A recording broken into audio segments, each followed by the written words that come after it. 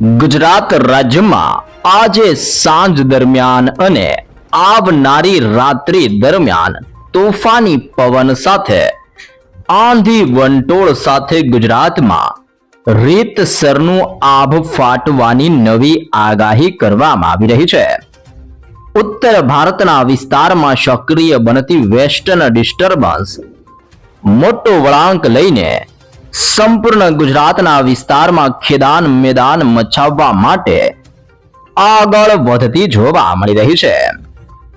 બીજા નંબરની અંદર અરબી સમુદ્રના દરિયામાં સક્રિય બનતું અપર એર સાયક્લોનિક સર્ક્યુલેશન ધીમે ધીમે ઉત્તર ભારતના વિસ્તારમાં ઘેરાવો સક્રિય બનાવીને ગુજરાતના વિસ્તાર સુધી અસર દર્શાવી રહેલો જોવા મળી રહ્યો છે.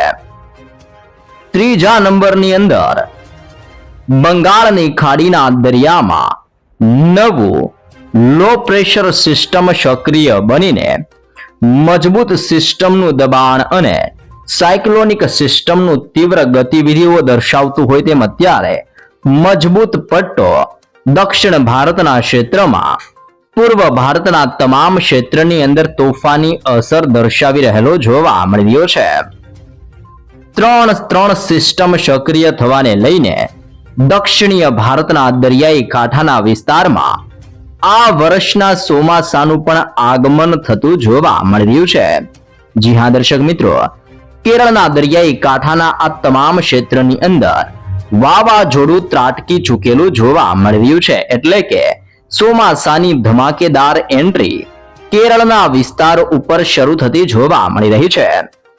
જો કે આ ચોમાસું ધાર્યા કરતા 3 દિવસ મોડું દક્ષિણ ભારતના વિસ્તારમાં આવી ચડેલું જોવા મળ્યું છે ને ચોમાસું મોડું બેસવાને લઈને ગુજરાતના હવામાનોની અંદર પણ મોટા બદલાવો આવતા જોવા મળવાના છે.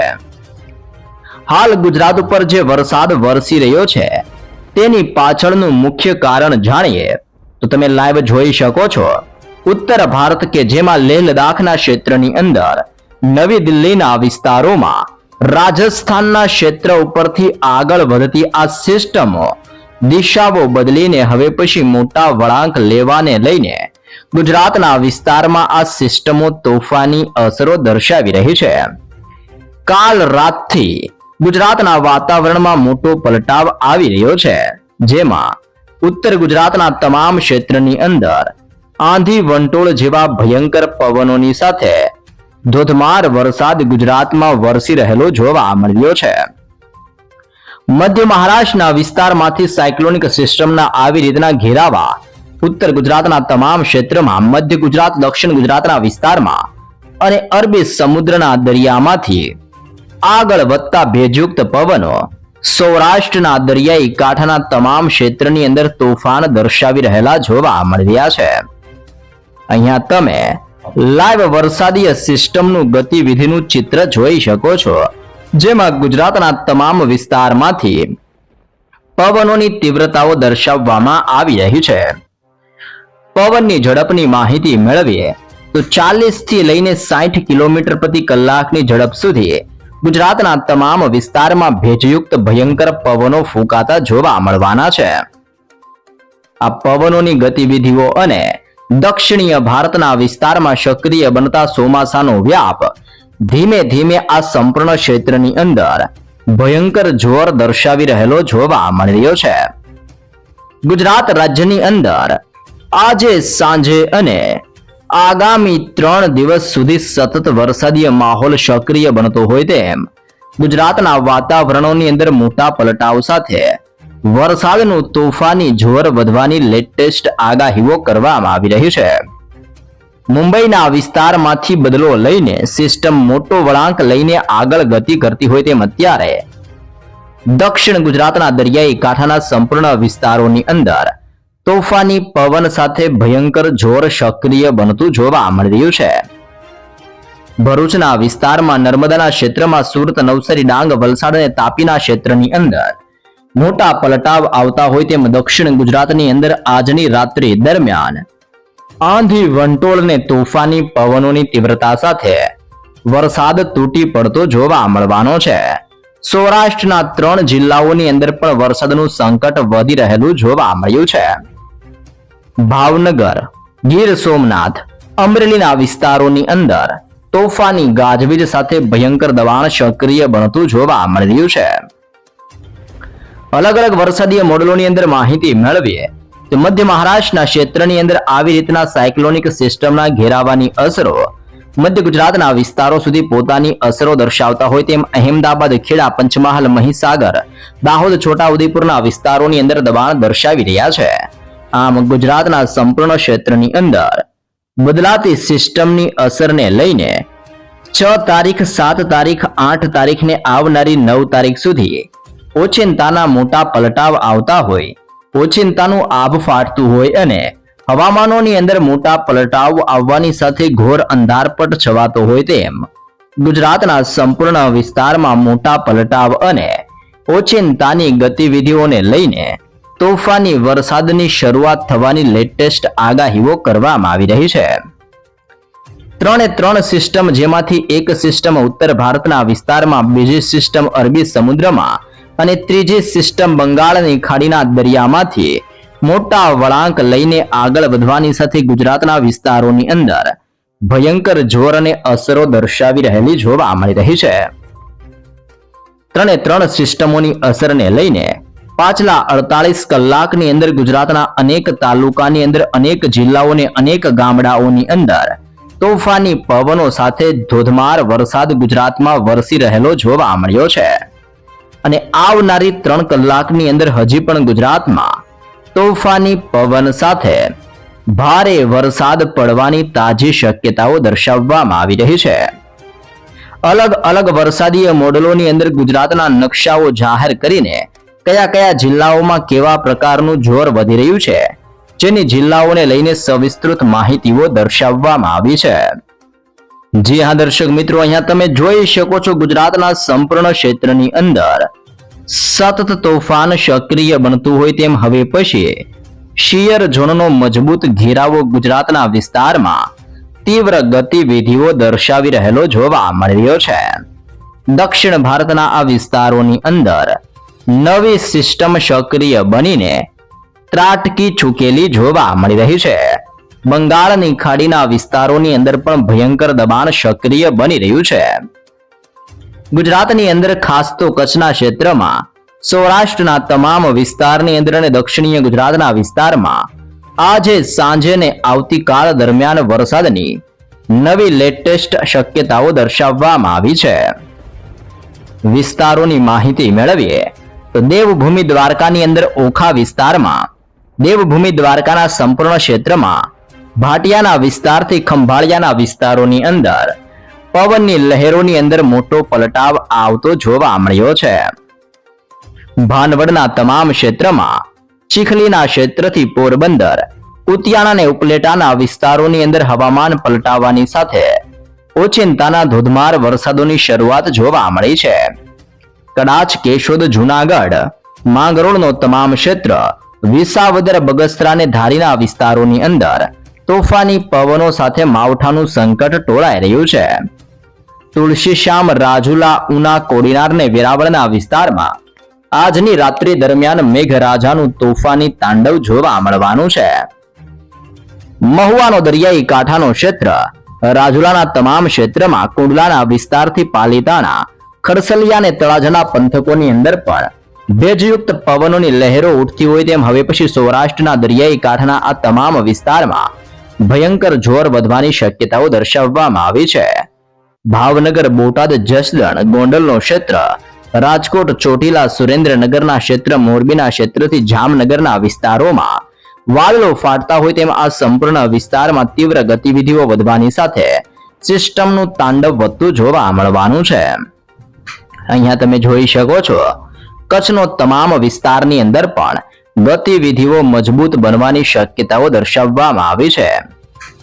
મુન્દ્રા બંદરથી લઈને અત્યારે માંડવીના વિસ્તારમાં, સાસાગઢના વિસ્તારથી લઈને કચ્છ ભુજના તટીય ક્ષેત્રની અંદર, નળિયાના તમામ ક્ષેત્રથી હવે પછી રાપરના વિસ્તાર અને લખપતના વિસ્તાર સુધી આવી રીતના મજબૂત ઘેરાવા અને આ તમામ ક્ષેત્રમાં ઘેરાઈ રહેલા વાદળોના તીવ્ર ઝુંડની અસરને લઈને આજની રાત્રિ દરમિયાન કચ્છના વિસ્તારો પર પણ વરસાદના ખતરાની તીવ્ર શક્યતાઓ દર્શાવવામાં આવી છે. દક્ષિણીય ગુજરાતના વિસ્તારોની અંદર દબાણ વધતું જોવા મળ્યું છે. હૈદરાબાદનું ક્ષેત્ર મુંબઈના વિસ્તારમાંથી વળાંક લઈને હવે પછી સિસ્ટમો દિશાઓ બદલવાની સાથે ગુજરાતના વિસ્તારમાં ભયંકર ગતિવિધિઓ દર્શાવી રહેલી જોવા મળી રહી છે. વલસાડનો ક્ષેત્ર, આહવાનો વિસ્તાર, વ્યારાના ક્ષેત્ર અને સાપુતારાના વિસ્તારોમાં તોફાની વરસાદની શરૂઆતો જોવા મળી છે. સુરત, ભરૂચ, આમોદના ક્ષેત્ર, રાજપીપળા, નર્મદાના વિસ્તારોની અંદર પણ ગાજવીજ વધવાની સાથે માવઠાનું દબાણ સક્રિય બનતું હોય તેમ ગુજરાતના તમામે તમામ ક્ષેત્ર, તમામ વિસ્તારોની અંદર 6 તારીખ, 7 તારીખ અને 8 તારીખના રોજ હજી પણ ભયંકર જોર વધતું જોવા મળવાનું છે. દક્ષિણ ભારતના વિસ્તારમાં ચોમાસાની શરૂઆતની સાથે તોફાનના ભયંકર ઝુંડ ઉદ્ભવી રહેલા જોવા મળી રહ્યા છે.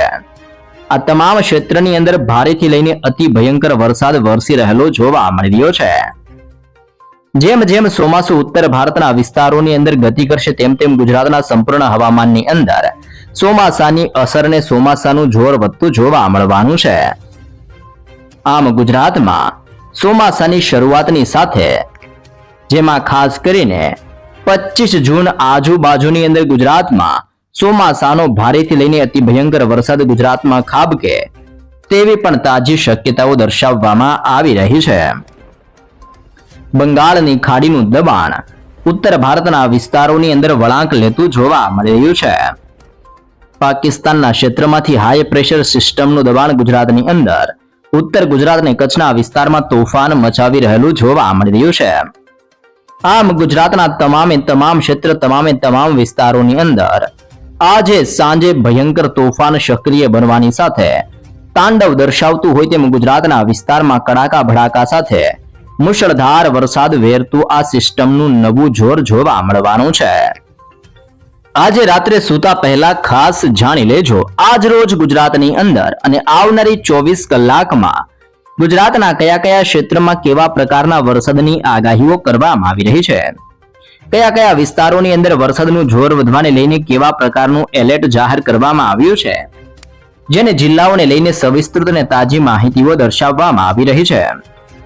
આવનારી 24 કલાકમાં ગુજરાતમાં ભયંકર તોફાન સક્રિય બનતું જોવા મળવાનું છે, જેમાં સૌરાષ્ટ્રના સંપૂર્ણ વિસ્તારોમાં, દક્ષિણ ગુજરાત, મધ્ય ગુજરાત અને ઉત્તર ગુજરાતના વિસ્તારમાં આંધી વંટોળ જેવા ભયંકર તોફાની પવનો ફૂંકાવાની શરૂઆત જોવા મળવાની છે.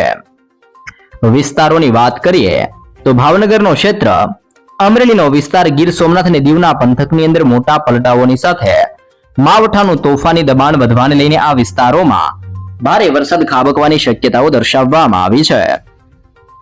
દક્ષિણ ગુજરાતની અંદર ભરૂચના ક્ષેત્રમાં, સુરતના વિસ્તારમાં, નર્મદાના ક્ષેત્રથી તાપીના વિસ્તારની અંદર, નવસારીના ક્ષેત્રથી ડાંગ અને વલસાડ, દમણ, દાદરાનગર હવેલીના વિસ્તારોની અંદર પણ તોફાની વરસાદ સાથે વરસાદનો તીવ્ર ખતરો મંડરાતો જોવા મળવાનો છે.